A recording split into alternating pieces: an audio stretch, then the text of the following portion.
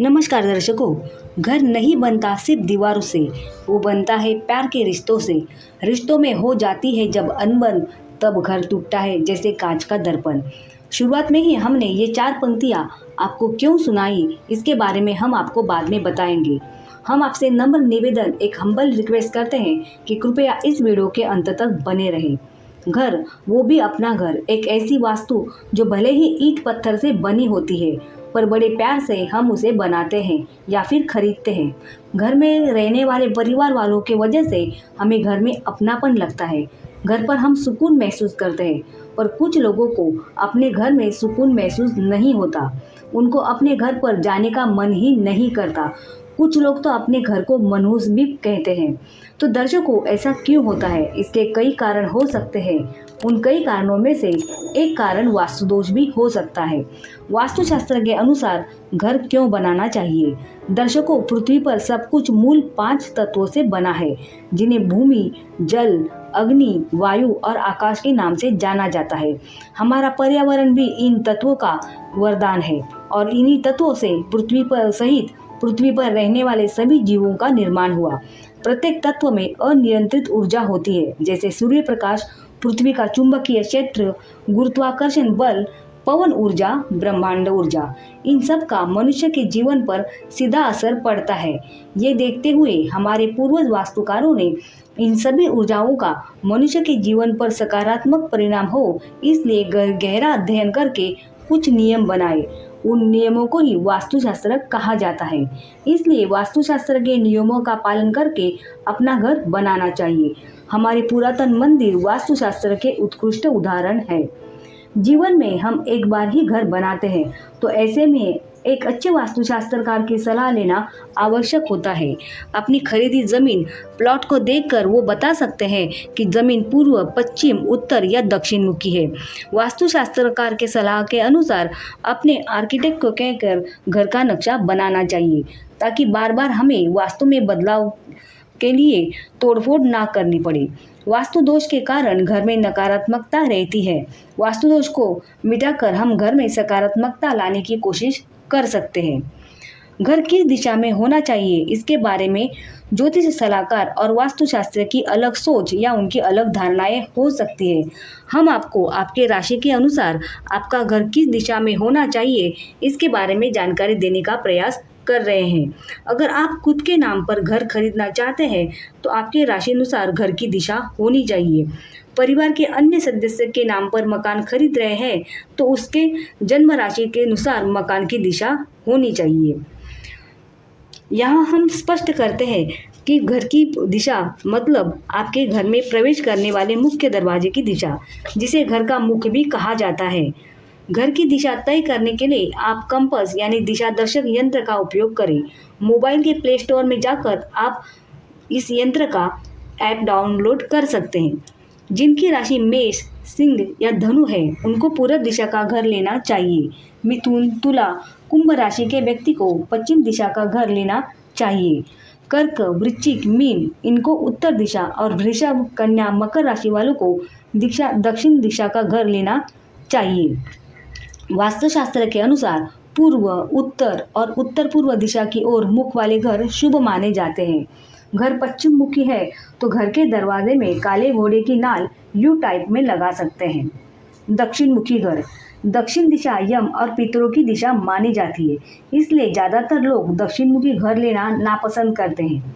आइए अब जानते हैं दक्षिण मुखी मतलब क्या होता है। देखिए, अगर आप घर से बाहर जाने के लिए मुख्य दरवाज़ा खोलते हैं और वही खड़े बाहर की ओर देखते हैं, अगर वो बाहरी दिशा दक्षिण दिशा है, तो आपका घर दक्षिण मुखी है, यानी कि उस समय आपकी पीठ उत्तर दिशा की ओर होगी।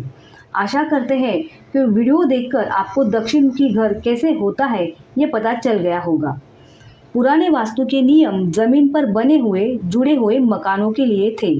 आजकल लोग बिल्डिंग में रहते हैं, उनके मकानों का सीधे जमीन के साथ संपर्क नहीं होता, इसलिए किसी व्यक्ति का मकान अगर दक्षिण मुखी है, तो दक्षिण मुखी दिशा के जो दुष्परिणाम बताए जाते हैं, उनका असर उस मकान पर रहने वाले व्यक्तियों पर नहीं होता, ऐसा मानना आजकल के वास्तुकारों का है।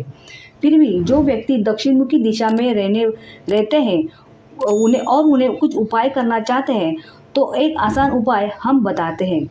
दक्षिण मुखी दरवाजे के बाहरी ओर, घर के अंदर नहीं, दरवाजे के बाहरी ओर, दरवाजे के ऊपर पंचमुखी मारुति जी के फोटो लगानी चाहिए जो शास्त्र शुद्ध होनी चाहिए। मतलब युद्ध के लिए सुसज्जित मारुति जी के हाथों में गदा के साथ धनुष और अन्य शस्त्र होने चाहिए। उनके पीठ के पीछे उनकी पूंछ गोलाकार स्थिति में होनी चाहिए। इस तरह की फोटो आप मंगलवार या शनिवार के दिन हनुमान चालीसा पठन के पश्चात दरवाजे के ऊपर लगा सकते हैं। पंचमुखी मारुति की जो फोटो आप लगाना चाहते हैं, अब जानते हैं कि पंचमुखी मारुति की ही फोटो क्यों लगानी चाहिए।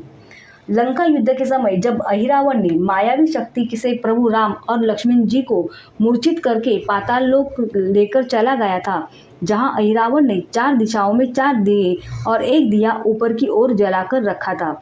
उसे वरदान था कि जब तक कोई 5 दीपकों को एक साथ एक ही फूंक में नहीं बुझाएगा, तब तक अहिरावण का वध नहीं होगा। अहिरावण की इसी माया को समाप्त करने हेतु मारुति जी ने पंचमुखी अवतार धारण करके एक ही बार एक ही फूंक में 5 दीपकों को बुझाकर दक्षिण के अहिरावण का वध किया। इसलिए दक्षिण मुखी घर के दरवाजे के ऊपर पंचमुखी मारुति जी का फोटो पूरी आस्था के साथ लगाना चाहिए। पंचमुखी मारुति की जो पंचमुख है, उनकी विशेषताएं भी हैं। पंचमुखी अवतार में हनुमान जी का मुख पूर्व दिशा की ओर है, उसे वानर मुख कहा जाता है। वानर मुख दुश्मनों पर विजय प्रदान करता है। गरुड़ मुख, ये मुख पश्चिम दिशा में है और जीवन की रुकावटों और परेशानियों को खत्म करने का कार्य ये मुख करता है। वराह मुख, ये मुख उत्तर दिशा में है, इससे जीवन में प्रसिद्धि, अपार शक्ति और लंबी उम्र मिलती है। नृसिंह मुख, दक्षिण दिशा का ये मुख डर, तनाव और मुश्किलें दूर करता है। अश्वमुख, ये मुख आकाश की दिशा में है, इस मुख से हमारी समस्त मनोकामनाएं पूर्ण होती है। दर्शकों, उपाय तभी फलित होते हैं जब उपाय के प्रति आपकी श्रद्धा हो, विश्वास हो। दक्षिण मुखी घर में प्रवेश करते समय पंचमुखी मारुति जी को देखकर आपके मन में ये भावना जागृत होनी चाहिए कि हम उनके छत्र छाया के घर में प्रवेश कर रहे हैं। हमारे साथ स्वयं बजरंग बली है, हमारे साथ कुछ भी अनुचित नहीं हो सकता। इसके अलावा घर में हमेशा हनुमान चालीसा का पठन होना चाहिए। दर्शकों, वीडियो के शुरुआत में हमने आपको 4 पंक्तियां सुनाई थी। घर नहीं बनता सिर्फ दीवारों से, वो बनता है प्यार के रिश्तों से। रिश्तों में हो जाती है जब अनबन, तब घर टूटता है जैसे कांच का दर्पण। दर्शकों, ईंट पत्थर से मकान बनाए जाते हैं, घर नहीं। तो घर के जो परिवार वाले हैं, उनके अपनेपन से घर बनता है। घर के वास्तुदोष मिटाने के लिए उपाय जरूर करने चाहिए। उसके साथ आपसी मन मुटाव भी दूर करने का प्रयास करना चाहिए। 2 व्यक्ति के झगड़े में हम देखते हैं कि कौन सही है, परंतु एक साथ बैठकर की गई चर्चा में हमें क्या सही है ये पता चलता है। बाकी आप सब समझदार हैं।